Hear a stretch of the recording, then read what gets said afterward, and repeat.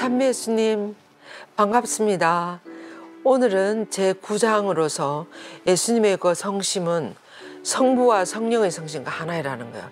삼일째 하느님이 하나이신 것처럼 성부와 성령의 성심과도 예수님의 성심이 하나라는 이렇게 표현하면서 이 삼일째 하느님이 우리들을 향해서 어떠한 사랑을 품고 계시는가 하는 것을 오늘 묵상하게 되겠습니다. 그럼 기도하고 시작하겠습니다. 성부와 성자와 성령의 이름으로 아멘. 좋으신 하나님 아버지, 오늘은 예수님의 마음이 성부와 성령의 마음과 하나라는 그런 주제로 묵상하게 됩니다. 삼일째 하나님께서 모두 한 마음으로 얼마나 우리들을 사랑하시고 우리의 구원을 위해서 모든 것을 행하고 계시는지를 우리가 더 깊이 알아들을 수 있도록 도와주소서. 참 사실 우리들의 머리로 삼일째 하느님의 그 심오함을 우리는 다 헤아릴 수 없지만 성령께서 인도하시는 대로 잘 따라갈 수 있도록 당신의 성령을 보내주셔서 우리가 우리들에 대한 그분들의 사랑을 알아들을 수 있도록 도와주소서. 성모님, 이 시간 저희들과 함께 해주시며 우리 마음을 성령께로 활짝 열어주소서. 우리 주 그리스도를 통하여 비나이다. 아멘. 성부와 성자와 성령의 이름으로 아멘. 네, 반갑습니다. 오늘은 여러분들이 화면에서 보시는 것처럼 예수님의 마음이 성부와 성령의 마음과 하나이라는 것입니다. 그리고 그 옆에 나와 있는 삼일체 이콘은 여러분들이 잘 아시는 것처럼 러시아의 어떤 수사 신부님이신 안드레이 루블로프 그분이 그린 유명한 삼일체 이콘이십니다. 이 세 분을 우리가 얼핏 보면 그 아브라함을 찾아온 세 천사처럼 모두 다 날개를 달고 천사처럼 드러납니다. 그죠? 그것을 생각하게 되는데 이게 지금 삼일체 하느님이 서로가 같이 한 마음으로 우리 우주를 향해서 우리 인류를 향해서 항상 계신다는 것을 잘 표현하고 계십니다. 여기 보면 성부가 누구이신 것 같아요? 성부는 그 힌트를 드린다면 시선이 누구에게로 다 집중하고 있습니까? 제일 왼쪽에 계시는 분에게로 가운데 계시는 분이나 이쪽 오른쪽에 계시는 분이 고개를 향하고 있어요. 그러니까 왼쪽에 계시는 분이 성부가 되시겠죠. 그리고 가운데 계시는 분은 성자 예수님이시고 오른쪽에 계시는 분은 성령이십니다.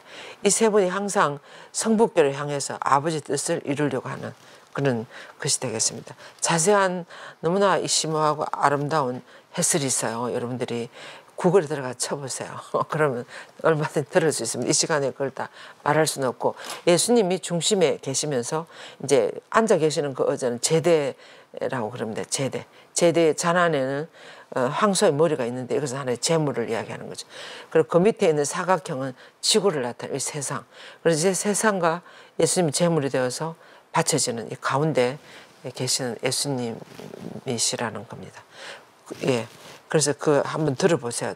CPBC 들어가서 보시면 아주 너무나 훌륭한 해설들이 나옵니다. 예. 그래서 삼일째 하느님에 대해서 우리는 같이 묵상하겠습니다. 그리스도교의 믿음에 따르면 성삼위께서는 세 위격으로 존재하시죠. 한 분이시면서 세 위격으로 성부, 성자, 성령으로 그렇게 존재하십니다. 하나이면서 같은 신성, 같은 권능과 지혜, 같은 선함을, 같은 마음과 의지로서 깊은 그 심장의 세 위격이라고도 할 수 있겠습니다. 십자가 사건을 보면 실제로 우리가 드러나는 것은 예수님이 십자가 못 박혀 돌아가시지만 그 사랑하는 외아들이 그렇게 처참한 고통을 당하도록 하늘에 계신 성부 아버지께서 허락하신 거예요. 아버지께서 그 사랑하는 아들이 그렇게 고통받을 허락하시는 그 아버지의 마음은 어떻겠습니까? 근데 그 모든 아픔이 우리들을 구원하기 위해서 그렇게 되는 거죠. 그리고 또 성령께서 예수님 안에서 그 모든 고통을 견뎌낼 수 있도록 하시는 겁니다. 그래서 따라서 십자가 사건은 삼일째 하느님의 사건이라는 성자만의 사건이 아니고 그것을 허락하신 성부와 그다음에 실제로 그걸 겪으시는 성자와 그다음에 성자 안에서 성자께서 그것을 겪어낼 수 있도록 힘을 주시는 성령의 삼일째 하나님의 작품이라는 것입니다. 그것처럼 좀 이렇게 세 분의 심장은 같은 심장이라는 겁니다. 그래서 구세주께서는 하나님으로서 성부와 성령과 함께 하나의 같은 성심을 가지고 계시면서 하나님이시지만 사람으로서 거룩함과 마음이 사랑과 의지가 성부와 성령의 성심과 통합돼서 똑같은 하나가 된다는 거죠. 그래서 사랑 이분들의 마음은 같이 움직이신다는 거죠. 사랑과 의지가 통합되어서. 그래서 예수님은 항상 아버지의 뜻을 찾지 않습니까? 아버지께서 무엇을 원하시는지 기도도 그렇게 하시고 아버지 당신의 뜻을 아버지 뜻대로 하소서 이렇게 하는 그런 기도를 하시면서 항상 성부의 뜻을 찾아가는 예수님의 모습을 우리는 볼 수가 있습니다. 그래서 여기 보면 고로 예수님의 성심을 훔승하는 것은 성부와 성자와 성령의 성심을 훔승하는 것이 되는 거죠.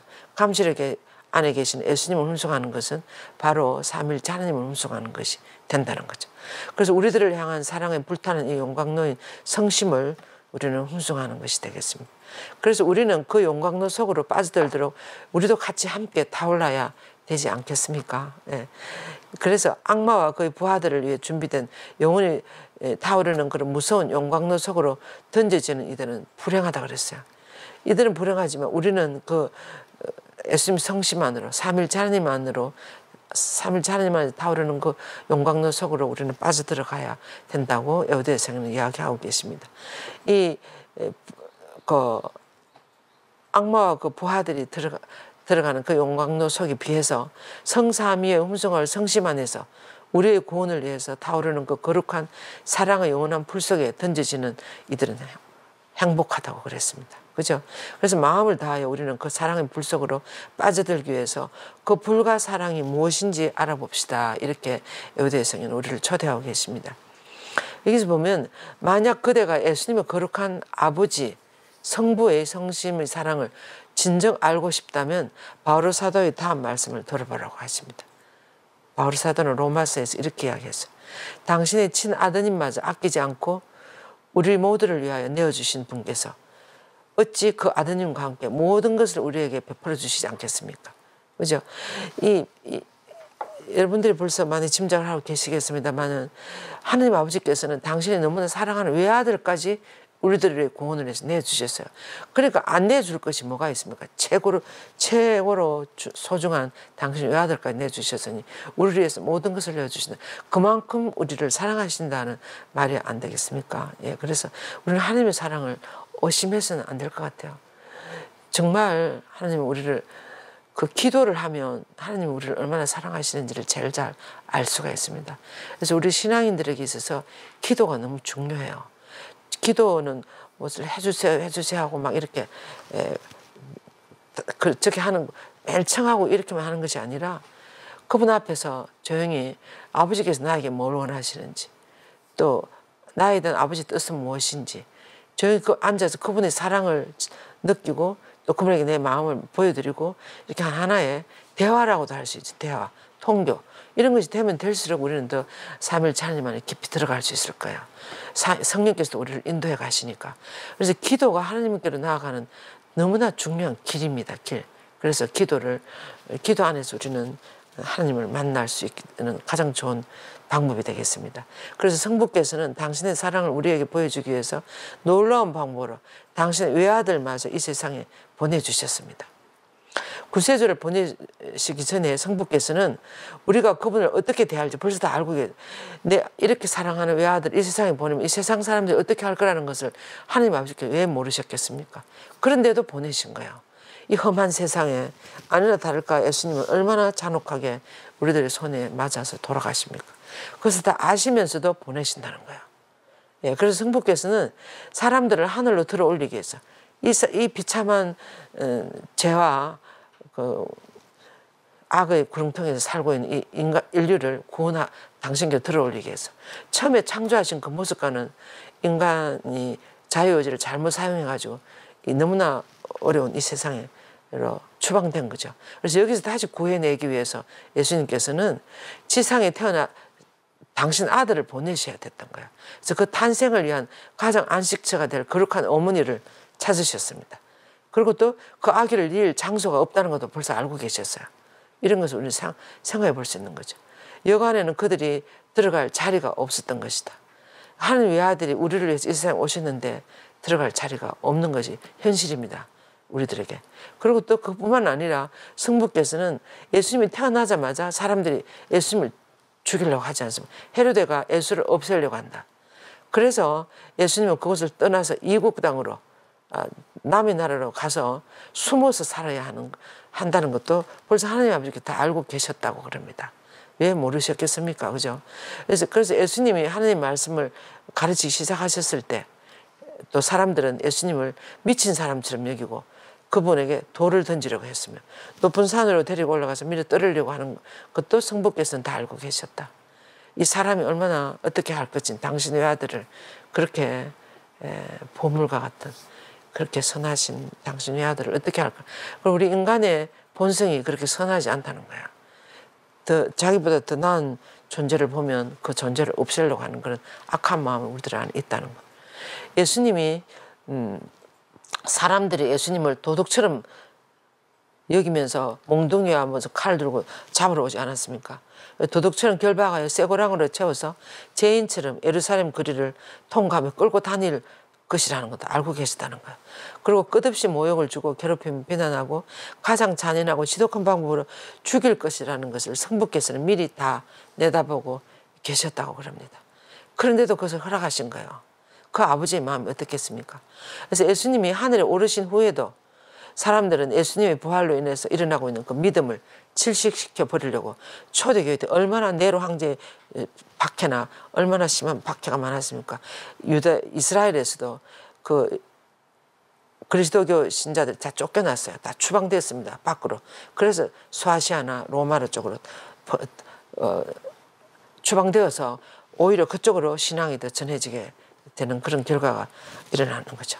그래서 믿음을 질식시켜 버리려고 했습니다. 그리고 예수님이 당신의 순환과 죽음의 열매로서 영혼들을 위해서 교회와 성사를 세우신 후 대부분의 그리스도인들까지도 이 성사들을 악용했으며 불경하게 다루었고 비난을 가했습니다.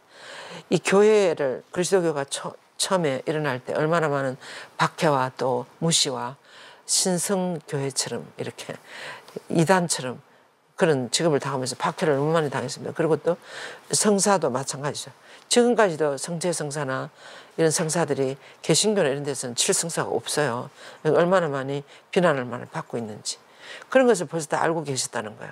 예수님의 수고와 고통과 죽음에도 불구하고 성사들은 사라질 위험에 처해서 많은 영혼들이 그분의 고귀한 피를 경멸했으며 인간의 구원을 위해서 예수님이 주신 모든 것을 무용지물로 만들 것도 성부께서는 다 알고 계셨다는 거예요. 그런 것을 다 알고 계시면서도 그것을 계속하셨어요. 그럼에도 하나님의 아들 성심에 배할 데 없는 그 사랑을 여러분은 보고 싶습니까? 그분의 말을 들어봅시다. 이렇게 해서 그러면서 아버지께서는 나를 사랑하신 것처럼 나도 너희를 사랑하였다.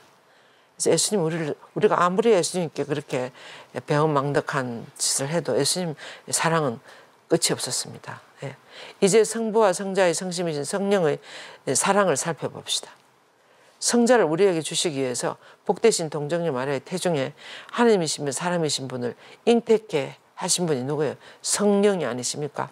그 아기는 성령으로 말미암은 것이란다. 마태복음도 그렇게 나오죠. 그래서 성령께서는 우리가 앞으로 어떻게 할 것인지를 다 그 아기를 어떻게 할 것인지 아셨을까요? 이렇게 질문하시면서 성령께서는 사람들이 당신을 거슬러 함부로 저질렀던 모든 폭력과 그리고 잔인한 행동들을 성령께서 벌써 알고 계셨을까요? 이렇게 질문하십니다. 그리고 또 성령께서는 당신의 불가사의한 걸작품인 하느님이요 사람이신 분이 사람들이 예수님이잖아요. 하느님의 사람이신 예수님을 사람들이 멸망시키기 위하여 온갖 힘을 다 쓸 것이라는 것을 아셨을까요? 알면서 그렇게 성모 마리아의 태중에 예수님을 잉태케 했을까요? 이런 뜻입니다. 예, 그렇습니다. 그분은 모든 것을 다 알고 계셨습니다. 성령께서도 알면서도 우리를 위하여 성자가 사람으로 태어나게 하시며 우리가 성자를 알아볼 수 있도록 요르단강에서 세례를 받으실 때 어떻게 됐어요? 삼일째 하나님이 나타나시지 않습니까? 요르단강에 세례를 받으실 때 성자의 머리에 비둘기 형상으로 성령께서 내려오시죠. 그리고 하늘 성부에 뭐라고 이는 내 사랑하는 아들이니 내가 사랑하는 너희는 그의 말을 들으라. 이런 성부의 음성이 들려오지 않습니까? 여기서 삼일째 하나님이 다 드러났습니다. 그래서 성모님이 태중에서 성자를 잉태케 하는 것을 주저하지 않으셨습니다. 성령께서 이런 걸 다 아시면서도. 예. 그래서 성령께서는 우리를 위해 대신 속죄하도록 성자를 사막으로 인도하시며 거룩한 복음을 선포하여 우리에게 하늘나라의 진리를 주시기를 주저하지 않으셨습니다. 그래서 성령께서 예수님을 인도해가지고 광야로 데리고 나가서 40일 단식하도록 하고 또 모든 것을 성령께서 성자와 함께 그렇게 하셨습니다. 그래서 이렇게 예수님도 어느 날 회당에 가서 이것을 읽으셨지 않습니까? 이사야서의 이 내용. 주님께서는 나에게 기름을 부으시니 주님의 영이 내 위에 내리셨다. 주님께서 나를 보내시어 가난한 이들에게 기쁜 소식을 전하고 잡혀간 이들에게 해방을 선포하여 눈먼 이들을 다시 보게 하고 억압받는 이들을 해방시켜 내보내며 주님의 은혜로 은혜를 선포하게 하셨다. 그래서 이 말씀이 오늘 여기에서 이루어진다고 이렇게 예수님이 이야기하셨죠. 예. 근데 성령께서는 우리를 구원하기 위해서 이제 성자께서 십자가에서 희생제물로 되는 것을 주저하지 않으셨다는 거예요. 그래서 성부도 그렇고 성령께서도 그렇고 예수님이 그렇게 비참한 고통을 당하라는 것을 미리 알고 계시면서도 그것을 허락하신 거예요. 영원한 영을 통하여 흠없는 당신 자신을 하나님께서 바치신 그리스도의 피는 우리의 양심을 죽음의 행실에서 얼마나 더 깨끗하게 이렇게 해서 살아계신 하나님을 섬기게 할 수 있겠습니까? 히브리서에서 그렇게 이야기했습니다. 영원한 영을 통하여 흠없는 당신 자신을 하나님께 바치신 그리스도의 피는 그리스도의 피가 얼마나 우리를 깨끗하게 할 수 있는지 하는 그런 내용이 되겠습니다. 우리의 양심을 죽음의 행실에서 얼마나 더 깨끗하게 씻어서 살아계신 하나님을 섬기게 할 수 있겠습니까? 그래서 그리스도의 피가 그런 모든 것들을 가능하게 하신다는 거죠. 비할 데 없는 사랑이요. 사랑과 박의 영이시여. 당신은 겉으로는 거룩함 중에 거룩한 분이신 하나님이시여 사람이신 그 예수님보다 우리를 더 죄인이며 범죄자인 우리 사람을 더 사랑하는 것처럼 보인다고 이렇게 말하는 저를 용서해 달라고 이렇게 이야기했습니다. 우리를 더 사랑하시니까 당신은 그렇게 사랑하는 아들을 내보내셔서 그렇게 비참하게 돌아가시도록 그걸 허락하시는 거죠. 그걸 보면 우리를 더 사랑하시는 것 같다고 이렇게 표현을 하는 거예요. 예. 그래서 하나님 외아들보다 사탄의 노예들인 우리를 하나님 왕보다 지옥으로 이끄는 선동자들인 우리를 더 사랑하시기 때문입니다. 배할 데 없는 놀라움이요. 누가 문자 속에 당신을 이렇게 말로 저렇게 다 표현할 수 있겠습니까? 이 말입니다. 놀라운 성령이여 저를 용서하소서. 홈성하올 성령이시여 만일 제가 이 사랑을 말로 다 표현할 수 있다면 그것은 진실이 아닙니다. 말로 다 표현할 수 없다는 거죠. 당신뿐만 아니라 성부와 그분 외아들이 우리를 위한 그 넘치게 과도하게 넘치는 사랑을 문자로 다 표현할 수 있다고 하는 것은 사실이 아니라는 말이에요. 사실이 아니다. 그거 다 표현할 수 없다는 거죠. 그래서 성부, 성자, 성령께서는 우리를 똑같이 사랑하십니다. 성자는 직접 그 고통을 다 참아드셨지만 성부와 성령께서는 그렇게 사랑하는 그 성자가 그렇게 비참하게 고통받도록 같이 허락하시면서 옆에서 바라보면서 같이 함께 당했다는 거죠. 성모님도 마찬가지고. 그래서 하나님께서는 세상을 너무나 사랑하신 아버지 당신의 외아들을 내주시어 그를 믿는 사람은 누구나 멸망하지 않고 영원한 생명을 얻게 하셨다. 요한복음 3장 16절. 이 말씀은 우리 개신교 신자들이 밖에 나가면 주차장이나 이런 데 많이 붙여놨어요. 근데 이 말씀이 정말 핵심인 것 같아요. 하나님께서 우리를 너무 사랑하신 나머지 당신의 외아들 내주셔가지고 그를 믿는 사람, 예수님을 믿는 사람은 누구나 다 멸망하지 않고 영원한 생명, 이게 핵심이 아닙니까? 정말 우리는 이것을 깊이 알아듣고 우리도 이것을 마음 깊이 새겨야 되겠습니다. 성부, 성자, 성령의 성심은 그래서 우리를 위해서 타오르는 사랑의 용광로라는 거예요. 그 위에 요한복음 3장 16절은 삼일째 하나님이 다 계십니다. 여기. 하나님께서는 외아들을 내보냈어. 그를 믿는 사람 영원한 생명을 얻게 하는. 그래서 이 삼일째 하나님이 바로 우리를 향해서 타오르는 사랑의 용광로라는 거예요. 이 사랑을 우리가 알아듣기 위해서 어떻게 해야 할까요? 하나님 저희는 당신에게 무엇을 청해야 합니까? 저희를 부르시는 당신의 목소리를 오래전부터 듣고 있습니다. 그러면서 내 아들아 너의 마음을 나에게 다오. 너의 눈이 내 길을 즐겨 바라보게 하여라. 잠언에서 이런 말씀 있지 않습니까? 우리도 이렇게 해야 되는 거예요. 그러면서 이런 이야기를 들려주십니다. 아메리카 서인도 제도 멕시코의 유명한 초대 주교인 요한데 주마라가 주교님이 계셨어요. 1532년 누르조의 그 수도원에서 이런 사안을 보냈습니다. 그 예수의 보고서에 따르면 얘기 나오는데 멕시코의 원주민들은 우상을 통해서 악마를 섬기는 것을 그만두었다고 또 개종했다고 이런 보고가 들어왔어요. 그런데 어쨌든 악마를 어떻게 섬겼는가 하면 제가 가다르페 가봤어요. 그 멕시코 시티에 있는 가다르페 성지에 제가 미국에서 공부할 때 가봤는데 그 가다르페 성지 올라가서 옆으로 이제 이렇게 조금 나가면 이런 피라미드 같이 제사 옛날 원주민들이 제사를 드리기 위해서 이 삼각 뭐라 그러죠? 삼각형으로 된 그런 이런 높은 산처럼 이렇게 제사를 거의 올라가서 계단이 한 100몇 개 이렇게 있어요. 돌로 이렇게 요즘은 수리객들이 다 올라가는데 이런 삼각 피라미드 같은 그런 형체가 멕시코 시티 그 근교에도 엄청 많아요. 그래서 이게 뭐 하는 것인가 우리가 이제 가보니까 그 계단을 올라가면 제일 위에는 태양과 제일 가까운 곳이라 해가지고 햇빛이 쫙 비치는 그곳에서 제물을 바쳤대요. 제사를. 제물을 바치는데 무슨 제물을 바치는가 하면 아이들을 바치는 거예요. 그 우상을 섬기기 위해서. 그 얘기 보세요. 그것이 지금 여기 나오고 있습니다. 그래서 멕시코 시티에서만 해마다 2만 명 정도 어린아이들을 남자뿐만 아니라 여자아이들도 죽여서 아이들과 심장을 도려내서 시뻘겋게 탄 숯불에 태워서 이 사탄의 제물을 바치는 이런 잔인한 의식을 원주민들이 행하고 있었다는 거예요. 그 선교사에 들어가기 전까지. 그래서 가다르페 성모님 발현하신 이유가 바로 이거예요. 그래서 이렇게 많은 아이들이 해마다 희생을 되는데 멕시코 시티가 서울이잖아요. 멕시코 시티에서만 그렇게 2만 명이 바친데 그 넓은 멕시코 전역에서 얼마나 많은 아이들이 희생됐겠습니까? 그러니까 1500년 그럴 때까지 그런 짓을 하고 있었던 거예요. 그래서 그것을 선교사에 들어가 가지고 그렇게 하지 않아도 된다고 이렇게 했는데 이 사람들이 안 듣는 거예요. 근데 이제 왜 이렇게 하는가 하면 이 사람들이 태양신을 섬겼다 그래요. 태양신을. 태양신이 왜 이 원주민들이 그렇게 중요했는가 하면 태양이 뜨니까 온 세상이 너무 아름다운 세상이 되는 거야.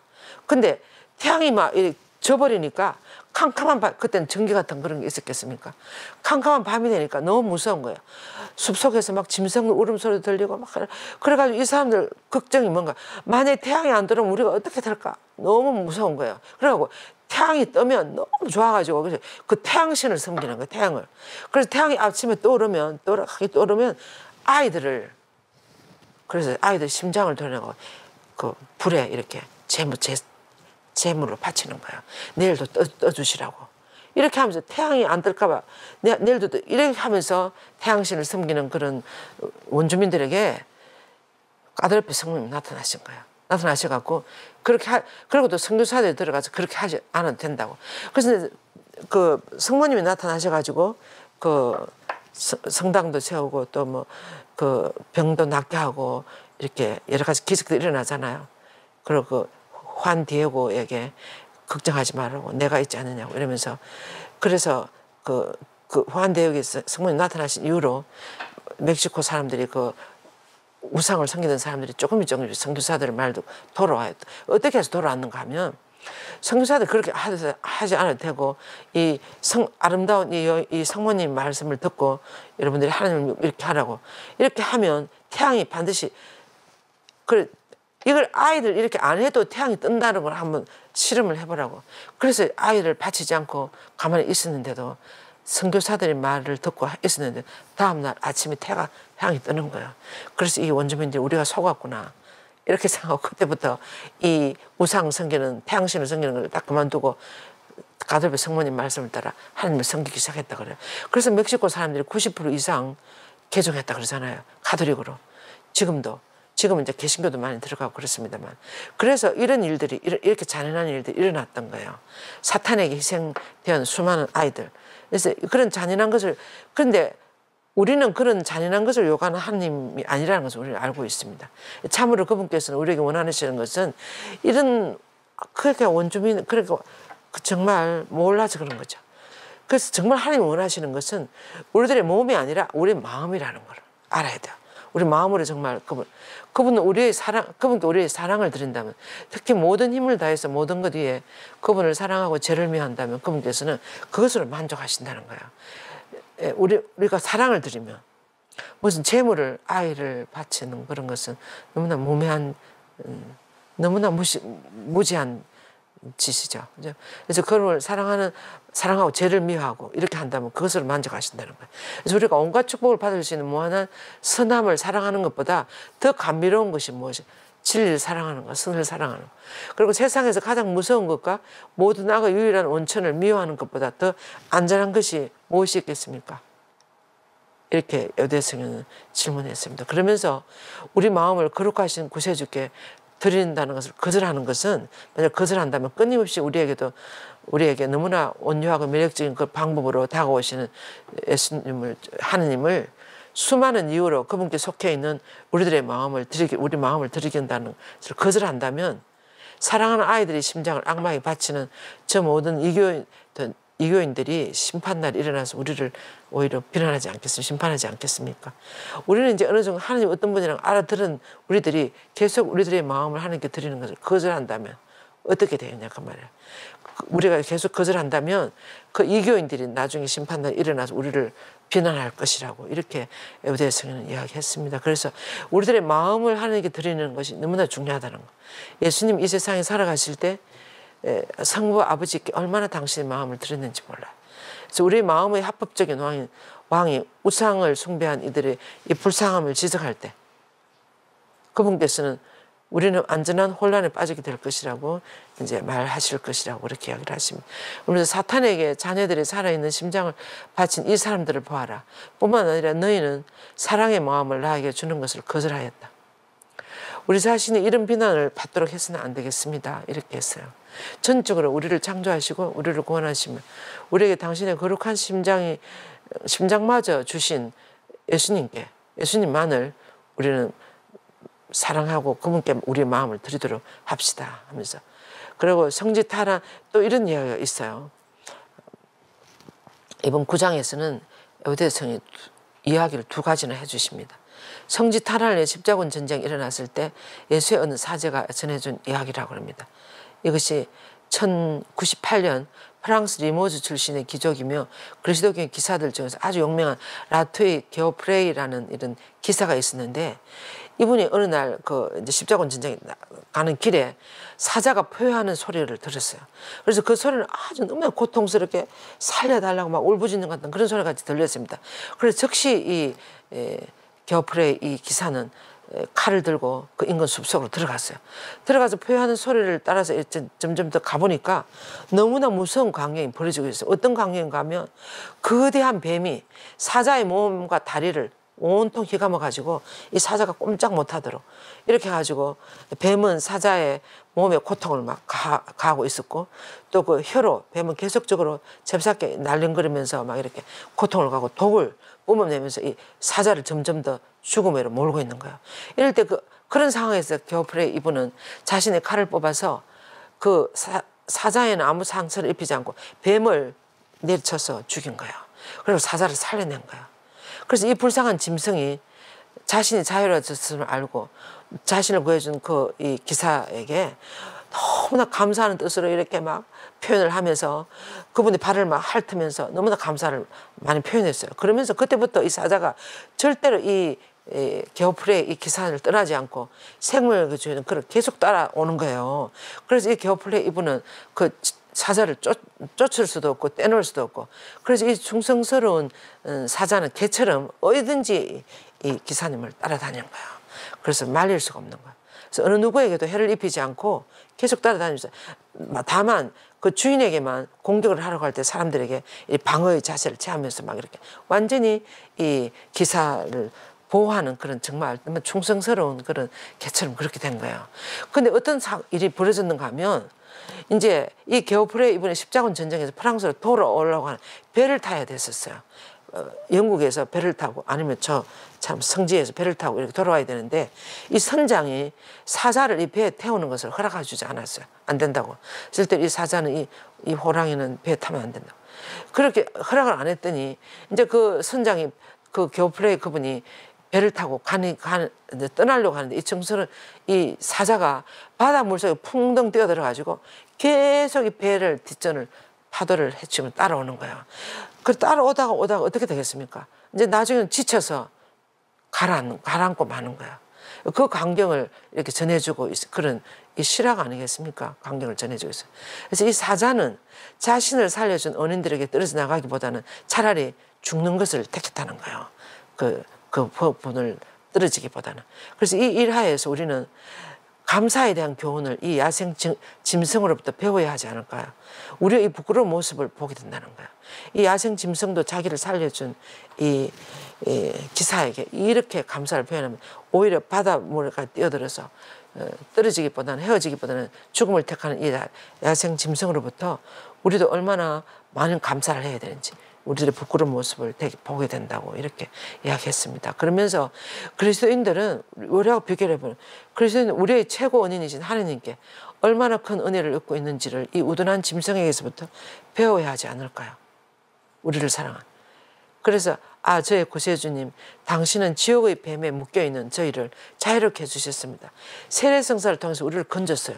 건져서 당신의 자녀가 되도록 이렇게 성령을 따라서 당신을 향해 살아갈 수 있도록 구해주셨습니다. 근데 당신은 지옥의 영원한 죽음으로부터 저희를 구해내셔 참 생명을 주셨으며 제가 하늘나라에서 영원한 행복을 즐길 수 있도록 해주신 하느님께 우리는 아무리 감사를 해도 다 안 된다는 거예요. 하오니 제 모든 것이 온전히 당신의 것이 되게 해주소서. 이렇게 기도를 했습니다. 그래서 제가 오로지 당신만을 향해서 살게 해주소서. 어디서나 당신만을 따라가게 해주소서. 그 사자처럼. 그래서 제 영혼의 모든 능력이 당신의 거룩한 뜻에 굳게 연결되어 있고 어떤 것도 침범할 수 없게 해주소서. 오로지 당신 외에는 어떤 생각도 가지지 않게 해주소서. 사실 우리가 이렇게 되면 정말 행복한 사람이 되는 거예요. 죄에는 아무것도 미워하지 않게 해주시며 오로지 그 어떤 것보다 당신만을 사랑하게 해주소서. 예, 당신으로부터 영원히 떨어지기보다는 차라리 모든 것에서 죽게 해주소서. 아멘. 이렇게 에데스는 기도를 했습니다. 정말 당신의 사랑. 그런데 우리가 이 기도를 듣는다. 우리가 이런 기도를 들어보면 어떻습니까? 어떻게 사람이 하느님께만 계속 그렇게 붙어 있을 수 있느냐? 이렇게 하느님 할 택할 수 있느냐? 우리가 어떻게 100% 그렇게 할 수 있느냐? 이렇게 생각할 수도 있습니다. 그런데 하느님은 꼭 하느님만을 당신을 사랑합니다 하면서 당신을 바라보고 기도하고 이 성함만 하느님은 같이 있는 게 아니라 하느님은 우리 우주 만물 안에 다 들어있다 그랬어요. 그래서 우리가 여러 가지 아름다운 산을 본다랄지 맛있는 과일을 본다랄지 뭐 여러 가지 이런 온갖 피조물들 안에 하나님이 거기 함께 계시는 거예요. 그런 것을 찬미하고 감사하고 이 아름다운 나무나 뭐 이런 것들을 다 감사하고 이렇게 하면 이게 다 하나님하고 같이 살아가는 것이 되는 것입니다. 그래서 맨날 생각을 하나님만 하라는 것이 아니라 또 우리가 뭐 또 착한 일을 한다랄지 누구에게 봉사를 한다랄지 이럴 때도 하나님 우리하고 같이 계시는 거죠. 그래서 우리는 24시간 하나님과 같이 살아갈 수 있는 거예요. 그분만을 생각하며 살아갈 수 있는 거예요. 그럼 모든 선한 진리를 따르는 이야기나 이런 것들 안에는 다 하나님이 현존하시니까 그래서 이 말은 선을 향해 살아가는 선과 함께 진리를 향해서 우리가 살아가면 항상 하나님을 택하고 하나님을 향하는 방향으로 살아간다는 거죠. 그래서 특별히 이 사순시기에는 우리가 내 삶의 방향이 어디로 되어 있는지 내 삶의 방향이 이 세상적으로 되어 있는 걸 조금이라도 틀어서 하나님께로 향하도록 이 말은 모든 우주 만물을 볼 때도 정말 하나님께 감사하는 마음으로 모든 것은 다 하나님께서 받은 것이 아닙니까? 그래서 그런데 감사하는 마음 이렇게 할 때 우리는 하나님과 같이 살아가는 것이 되고 그분에게 기쁨을 드리는 삶이 되는 것 같습니다. 그래서 우리도 이 사자처럼 이렇게 되지는 못한다 하더라도 정말 주인을 우리를 이렇게 살려주신 하나님 아버지를 사랑하는 마음으로 우리가 이 세상을 살아간다면 누가 행복하겠습니까? 내가 행복해지는 거예요. 다른 사람이 행복해지는 게 아니라 우리를 악을 사랑하는 것보다 선을 하나님을 사랑하며 살아가는 것이 훨씬 더 우리는 우리 삶을 더 기쁘게 살아갈 수 있고 행복을 살아가는 것이 아니겠습니까? 그래서 여러분들도 이 하나님 우리에 대한 사랑에 대한 응답으로 그렇게 기쁘게 살아가는 모든 것을 하나님과 함께 해나가는 그런 여러분들이 되셨으면 좋겠습니다. 네, 수고 많으셨습니다. 영광이 성부와 성자와 성령께 처음과 같이 이제와 항상 영원히 아멘. 성부와 성자와 성령의 이름으로 아멘. 오늘도 그 부활 이튿날 우리가 하는 이 부활의 성문 묵상 비정에 여러분들이 많이 오시기 바랍니다. 그래서 부활을 맞이한 성모님의 그 기쁨을 나의 기쁨이 되도록 그 기쁨이 얼마나 크고 얼마나 어떤 하느님이신지 성모님이 다시 살아난 예수님을 봤을 때 그 감격과 기쁨이 바로 우리들의 감격과 기쁨이 될 수 있었으면 좋겠습니다. 그래서 우리는 사실 그 기쁨 속에서 이 세상을 살아가는 것이 아니겠습니까? 그래서 가능하면 오셔서 이 성모님의 기쁨을 묵상하는 비정에 함께 했으면 좋겠습니다. 수고 많으셨습니다. 감사합니다.